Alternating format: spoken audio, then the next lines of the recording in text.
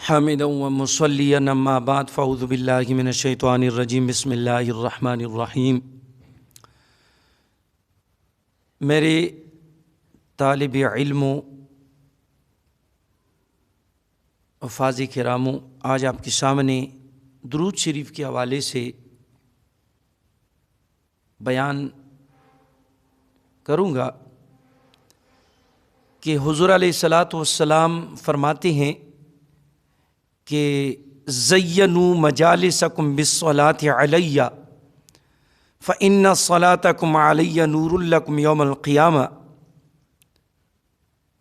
کہ تم اپنی محافل کو، اپنی مجالس کو مجھ پر درود شریف پڑھ کر آراستہ کرو، کیونکہ تمہارا مجھ پر درود شریف پڑھنا قیامت کے دن تمہارے لیے نور ہوگا۔ لیکن جو احباب یہ میری ویڈیو، یہ درس یہ سنے گا تو اس کو چاہیے کہ اس ویڈیو کو شیئر کریں اور میرے اس چینل کو سبسکرائب بھی کریں تاکہ یہ اچھا پیغام دوسروں تک پہنچ سکے۔ لیکن درود شریف کے حوالے سے یہ درس سب نے سننا ہے، یہ بیان سب نے سننا ہے۔ اللہ پاک ہمیں اپنے پیارے نبی پاک صلی اللہ علیہ وسلم پر زیادہ سے زیادہ درود شریف پڑھنے کی توفیق عطا فرمائے۔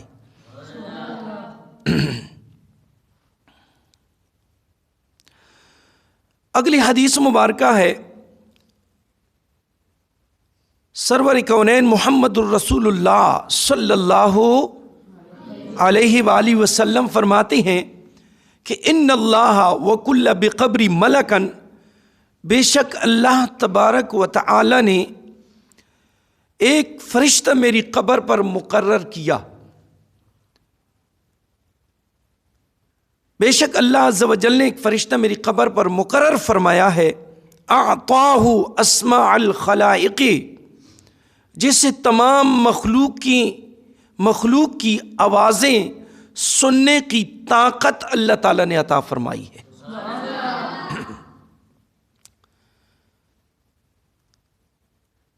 فلا یصلی علی احد الی یوم القیامۃ الا ابلغنی باسمہ و اسم ابیہ ھذا فلان ابن فلان قد صلی علیک۔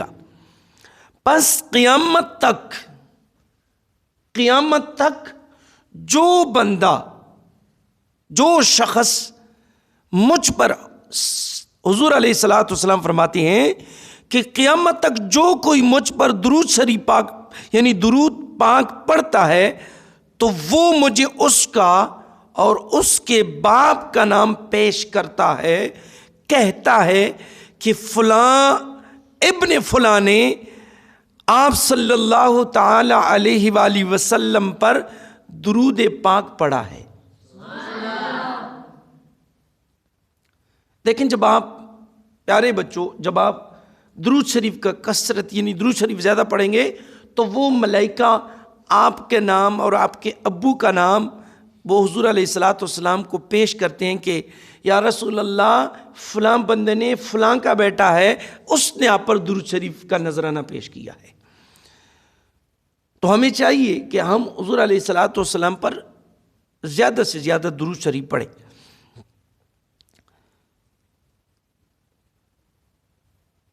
اگلی حدیث مبارکہ، حضور علیہ الصلاۃ والسلام فرماتے ہیں کہ ثلاثۃ یوم القیامت تحت عرش اللہ یوم لا ظل الا ظلہ، قیامت کے روز جب اللہ کے عرش کے سوا کوئی سایہ نہیں ہوگا، اللہ کے عرش کے علاوہ کوئی سایہ اس قیامت کے دن نہیں ہوگا، اللہ تعالیٰ کے عرش کا سایہ اس وقت ہوگا۔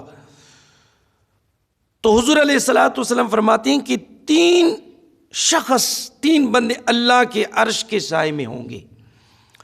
نمبر 1 کہ من فرج عن مکروب امتی، وہ شخص جو میری کسی امتی کی پریشانی کو دور کر دے، یہ شخص قیامت کے دن اللہ تبارک و تعالیٰ کے عرش کے سائے کے نیچے ہوگا۔ دوسرا شخص ومن احیا سنتی، میری سنت کو زندہ کرنے والا. دیکھیں مسواک ہے وہ اگر نماز کے لیے سنت ہے، وضو بندہ کرے تو مسواک کی جائے، سنت ہے. 70 نمازوں کا ثواب اللہ پاک عطا فرماتا ہے. بہت ساری سنتیں حضور علیہ الصلوۃ والسلام. داڑھی مبارک رکھنا سنت ہے، مونچھوں کو کٹانا سنت ہے. تو بہت سنتیں ہیں. کھانے سے پہلے، کھانے کے بعد یہ سنتیں ہیں. مسجد میں اندر داخل ہونا، باہر نکلنا، گھر میں اندر داخل، سنت کے مطابق سونا، چلنا پھرنا، ساری سنتیں ہیں. تو سنت کو زندہ کرنے والا حضور فرماتے ہیں کہ یہ بھی اللہ کے عرش کے سائے کے نیچے ہوگا قیامت کے دن. تیسرا شخص وہ ہے کہ ومن اکثر الصلاۃ علی، اور جو مجھ پر کثرت سے درود شریف پڑھنے والا، وہ بھی قیامت کے دن اللہ عز و جل کے عرش کے سائے کے نیچے ہوگا. اور آخری جو درود شریف کے حوالے سے میں آپ کے سامنے بیان کرنا چاہتا ہوں کہ اول الناس بیوم القیامت اکثرهم علی صلاۃ، قیامت کے دن لوگوں میں سب سے زیادہ جو میرے قریب ہوگا وہ شخص وہ ہوگا جو سب سے زیادہ مجھ پر درود شریف پڑھنے والا ہوگا. اور من صلی علی فی یوم 1000 مرہ لم یمت حتی یری مقعدہ من الجنہ، جو مجھ پر ایک دن میں 1000 مرتبہ درود شریف پڑھے گا اس وقت تک نہیں مرے گا جب تک جنت میں وہ اپنا ٹھکانہ نہ دیکھ لے.